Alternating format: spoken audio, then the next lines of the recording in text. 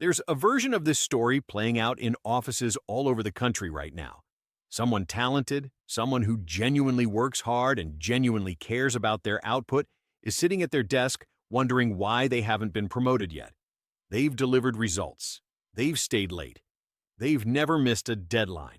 And every time the conversation about advancement comes up, they get some variation of the same response. Keep doing what you're doing. We see your potential. The timing just isn't right. So they go back to their desk. They keep doing exactly what they're doing. And nothing changes. And the year after that, nothing changes either. At some point, the only rational explanation seems to be that the system is broken. And the honest answer is, it's not broken at all. You just weren't taught how it actually works. Because most organizations have no real incentive to tell you. Here's the part that nobody in HR will ever put in the company newsletter. Working hard is the price of admission. It's the floor, not the ceiling. It keeps you employed. It doesn't get you promoted. And that's not cynicism. That's what organizational behavior research has found consistently for decades. Boris Groysberg and his colleagues at Harvard Business School, in extensive research on high-performance employees across industries, found that the variables that actually predict advancement are significantly less about individual output and significantly more about visibility, strategic alignment, and perceived potential. Your manager isn't asking who performed best this quarter when they make a promotion recommendation. They're asking, who do I trust to represent this function at the next level? And whose presence makes my own work easier? Those are different questions, and they require very different answers. Pay close attention to the last thing I'm going to tell you today, because it might completely change how you think about your next conversation with your manager. The first thing to understand about how your manager actually makes promotion decisions is what they're really measuring. And it's almost certainly not what you think. Most people believe that if they hit their KPIs, keep their manager updated, and avoid making mistakes, the promotion case will build itself. But research published in the Academy of Management Review on Career Advancement in Organizational Settings found something striking. Employees who explicitly connect their work output to their manager's stated strategic priorities are perceived as significantly more advancement-ready than employees who report results in isolation. That means the person who says, "I finished the project and I structured the rollout specifically to address the adoption concern you raised in last quarter's review," is building a very different perception than the person who says, "I finished the project." Same output, completely different positioning. The difference isn't performance, it's language and who you're speaking it to. That language gap is something most people don't even realize exists. And closing it turns out to be far simpler than building an entirely new track record. But before we get to that, there's a belief about promotions that's worth destroying first.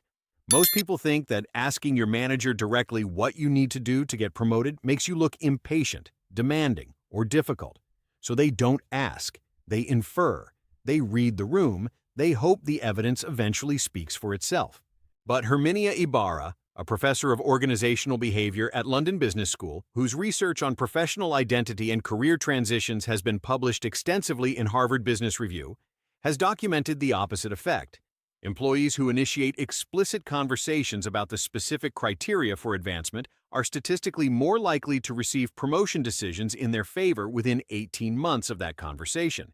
Not because the ask itself impresses anyone, but because it activates your manager's advocacy for you in concrete, specific terms. Your manager cannot make a strong case for you in a room you're not in if they don't know you want to be in that room. And they cannot make a specific case without specific language. The direct conversation gives them both.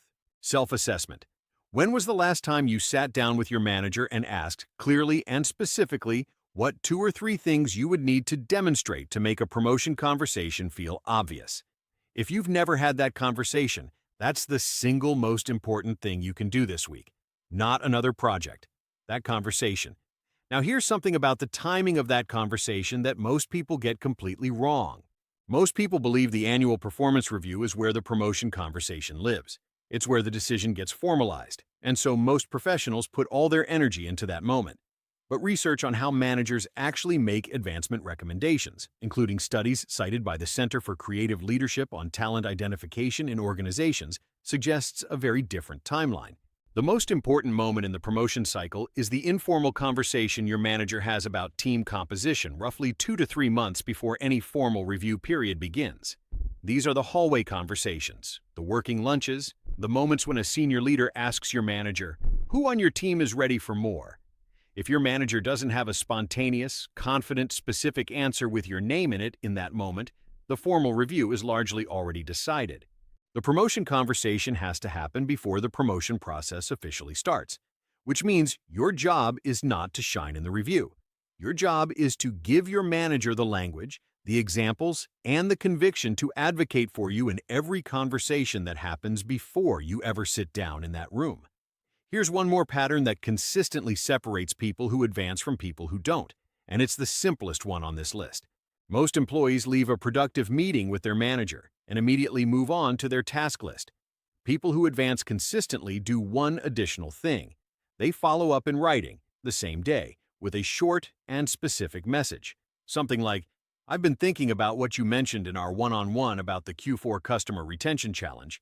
I think there's an angle I could take on in the next sprint. Let me share a quick outline by Thursday." No performance, no flattery. Just a demonstration that your brain keeps working after the meeting ends, that you integrate what you hear, and that you move independently without needing to be told. That's what the next level looks like in behavioral terms, and it's one of the most reliable behavioral signals that managers use to identify who's actually ready. So now that you understand why the gap exists and what's actually closing it for the people moving up, how do you start doing this with precision? Not as vague intention, as actual moves you can make starting this week. The first is what I call the priority mirror. At the start of your next one-on-one, ask your manager one question. What's the thing that would make the biggest difference to you in the next 60 days if it went well? Listen carefully, write it down. Then, every time you update them on your work for the next 2 months, explicitly connect your output to that answer, not vaguely, specifically. The analysis landed. This directly reduces the forecasting risk you mentioned in the last review cycle. I structured it around that concern on purpose. That's it. You're not doing extra work. You're not flattering anyone. You're demonstrating that your thinking is calibrated to what actually matters to them right now. Research on career advancement in organizational settings consistently shows that perceived strategic alignment is one of the highest weighted factors in promotion readiness assessments, often outweighing raw performance metrics by a significant margin. The second is the advancement conversation.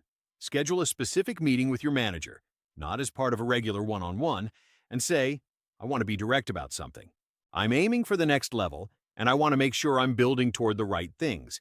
What would need to be clearly true about my performance or my impact for that conversation to feel obvious to you?"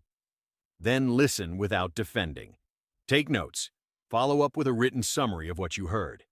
This conversation does something tactical. It puts your name and the word promotion in the same sentence, in your manager's mind, on the record. That activation matters more than most people realize. The third is the result loop.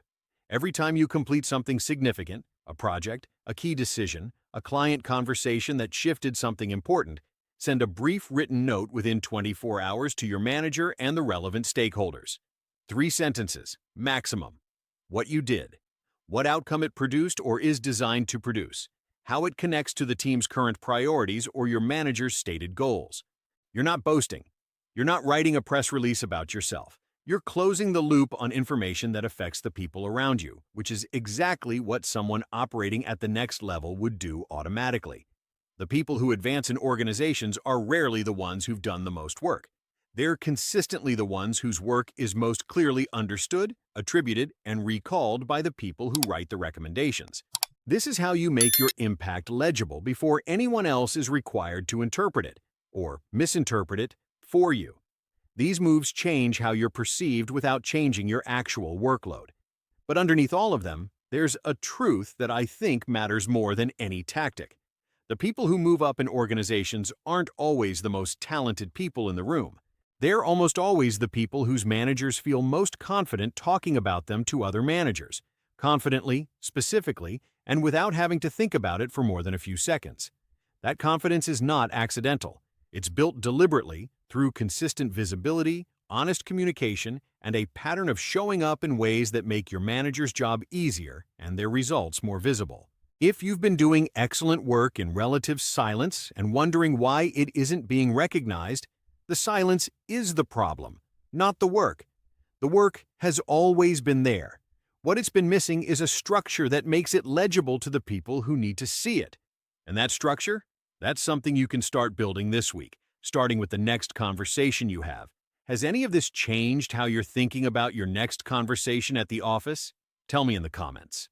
I read every single one, and your observations about how this plays out in your specific field are often the most useful thing I come across all week. If you want to keep getting this kind of content, stick around. I'll see you in the next one.